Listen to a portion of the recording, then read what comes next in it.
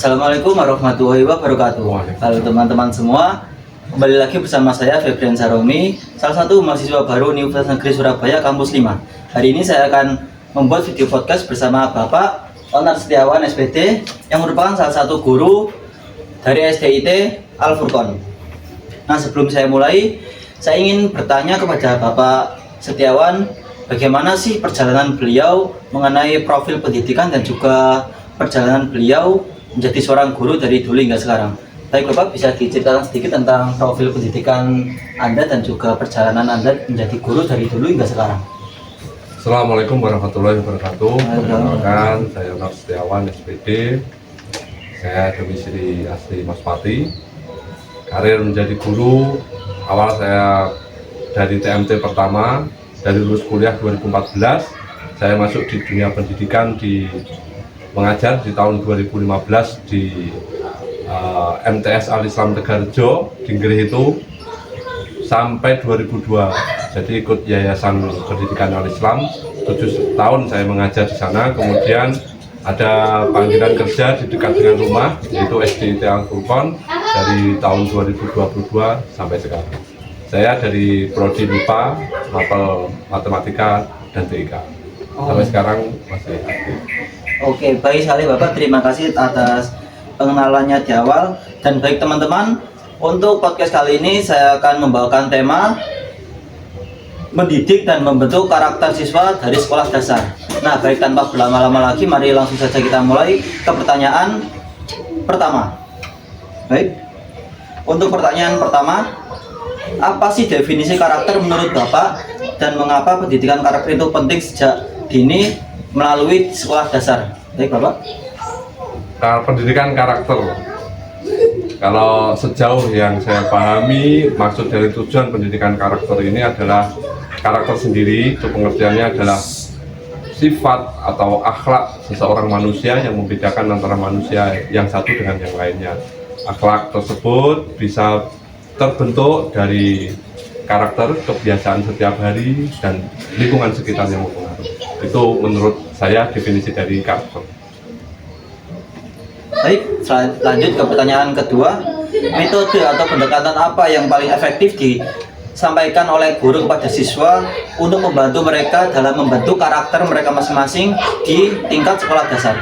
Berdasarkan pengalaman yang saya alami di sekolah dasar, baik MTS maupun SDIT yang saya mengajar selama 10 tahun ini, pendekatan yang paling mujarab, yang paling manjur terhadap pendidikan karakter anak, yaitu memberikan contoh.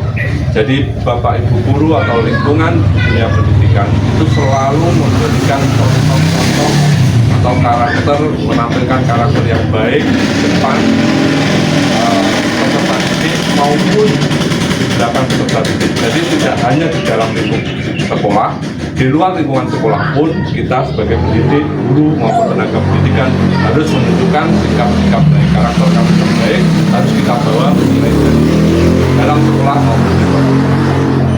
Itu adalah pendekatan yang terbaik, memberikan contoh. Baik, kalau menurut Bapak sendiri, apa sih tantangan terbesar guru dalam membimbing atau mendidik para siswanya, dan mungkin menurut Bapak apa cara paling efektif untuk mengatasi permasalahan tersebut? Baik, masalah dalam pendidikan itu kompleks ya, banyak. Tapi saya akan bahas sedikit tentang permasalahan yang menyangkut tentang karakter anak. Kita nggak akan bisa melampaui atau melewati masa waktu yang akan kita jalani, terutama teknologi yang datang semakin canggih, semakin bagus, kita nggak akan bisa menentangnya, karena itu memang hukum alam. Semakin pendidikan itu kualitasnya semakin baik, maka teknologi akan bermunculan yang lebih baik lagi. Nah, tantangannya di dunia saat ini dengan metode teknologi yang baik, kadang ini banyak orang terlena dengan teknologi dan akhirnya mengindahkan hal-hal yang terkait dengan karakter, seperti karena ruang lingkup kalian sudah, ini anak-anak ya, ruang lingkup anak-anak itu sudah, lingkungannya sudah digital.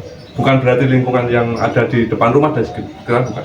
Lingkungan itu bisa jadi kebiasaan, anak-anak sekarang menggunakan gadget dan lain sebagainya, itu menjadi tantangan besar bagi kami para pendidik untuk menerapkan metode pendidikan karakter. Jadi apapun yang kita contohkan setiap hari, apapun yang kita lakukan untuk menarik anak itu menjadi karakter yang baik, tetapi ketika dia di rumah, dia lingkungannya menggunakan gadget, sering menggunakan kalimat-kalimat yang kata-kata yang sering dimunculkan di TikTok, mungkin di YouTube atau di Facebook dan sebagainya, kata-kata kotor dan sebagainya, itu akan mendominasi karakter anak, sehingga mereka lupa bahwa di sekolah kita itu mengajarkan karakter yang baik. Itu tantangan terbesar bagi kita para pendidik terkait dengan karakter. Dan mungkin ada cara dari Bapak untuk mengatasi permasalahan tersebut mengenai dengan teknologi yang semakin berkembang dan juga ruang lingkup anak dalam bermain, bukan hanya di sekolah maupun di lingkungan sekitar. Nah, ini sekali lagi menjadi tantangan kita bersama, kalian mahasiswa-mahasiswa baru yang nanti juga akan menjadi penerus tenaga pendidikan, tenaga pengajar sebagai penerus kami. Nah, apapun yang terjadi dalam teknologi, yang jelas kita nggak akan bisa menghindarinya, tetapi kita masih harus tetap ingat, kita itu adalah manusia, kita itu adalah makhluk sosial yang bisa berpikir menggunakan akal, kemudian bisa merasakan dengan hati. Ini nggak boleh lepas, saya ingatkan, ini nggak boleh lepas dari atau mengakali hal tersebut, karena itu menjadi tantangan kita. Paling tidak, kita tidak memberikan contoh kepada anak-anak ketika mengajar, kita harus membawa gadget. Tinggalkan gadget kalian di ruang guru ketika kalian mengajar. Itu salah satu contoh. Jadi untuk menghindarinya, batasi ruang lingkup peserta didik atau anak dari dunia gadget. Berikan waktu untuk gadget tetapi dengan terbatas. Tidak kalian tidak dibatasi. Itu kalian harus block. Dalam waktu 24 jam sehari kalian harus menyisihkan waktu misalkan 2 jam maksimal 3 jam untuk gadget. Selainnya itu harus kita jalin hubungan sosial dengan keluarga, dengan lingkungan, dengan masyarakat. Itu mungkin akan menjadi tolak atau menjadi solusi bagi anak-anak yang sudah terlanjur jauh karena melenceng karakternya. Itu mungkin salah satu contoh. Oke, baik.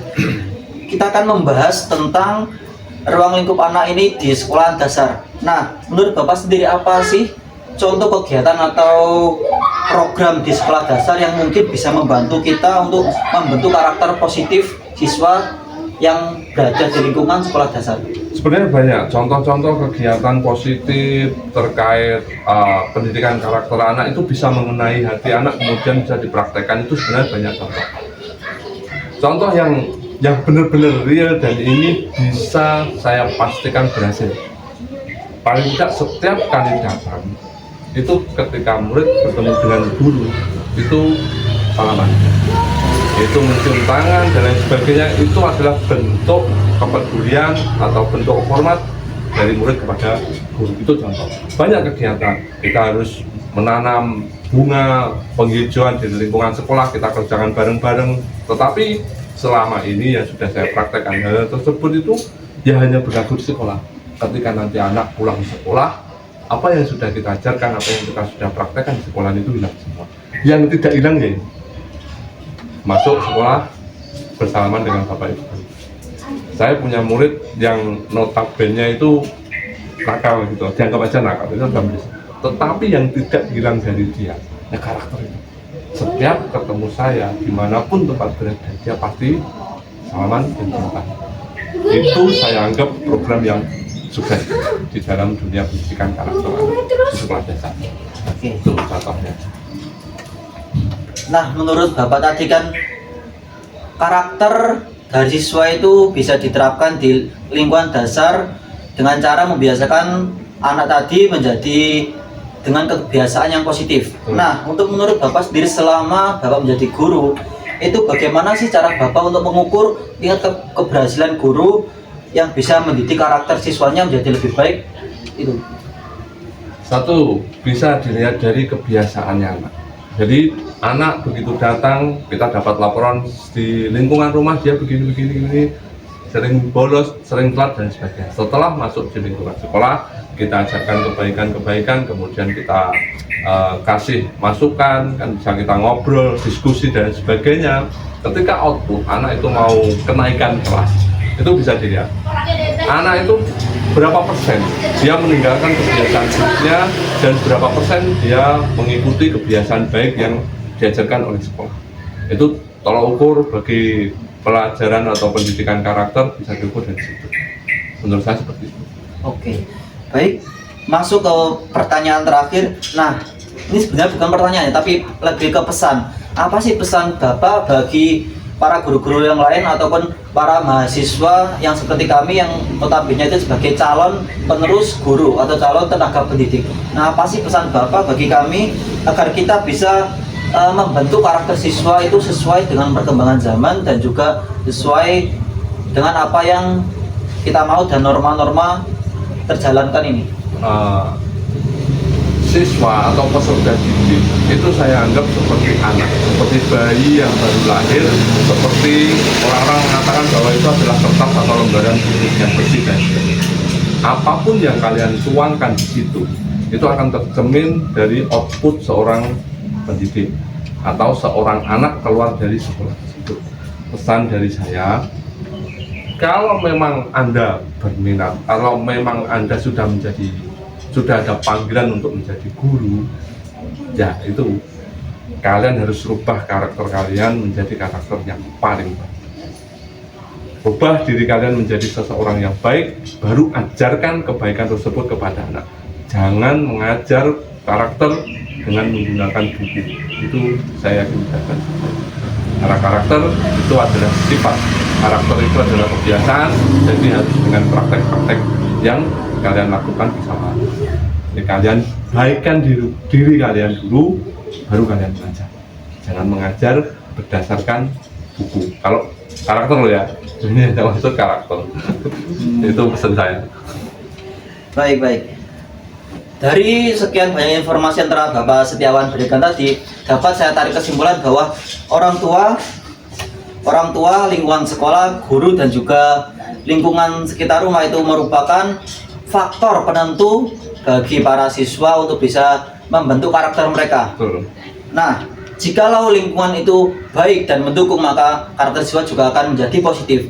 Dan kalau lingkungan itu malah buruk, maka itu akan juga membuat karakter siswa itu menjadi lebih buruk atau menjadi negatif. Baik, sekian podcast dari saya. Banyak sekali informasi dan juga pengetahuan baru yang kita dapatkan melalui dari Bapak Setiawan selaku dari guru SDIT Al Furqon. Beliau juga merupakan salah satu guru yang sudah berpengalaman ya, sudah bisa atau sudah mampu mendidik karakter siswa-siswanya. Kita juga perlu banyak belajar kepada para sesepuh atau para guru-guru terdahulu mengenai pendidikan karakter dan juga pendidikan siswa di lingkungan sekolah dasar. Mungkin sudah sekian dari saya, sekian podcast yang bisa saya sampaikan dan informasi yang bisa saya berikan kepada kalian semua. Terima kasih telah menonton dan juga menyaksikan podcast dari saya. Sekian saya akhiri dan terima kasih banyak kepada Bapak Setiawan SPD telah menjadi narasumber kami dalam acara podcast kali ini. Sekian saya akhiri. Nun wal qalam masturun fastabiqul khairat. Wassalamualaikum warahmatullahi wabarakatuh. Waalaikumsalam warahmatullahi wabarakatuh.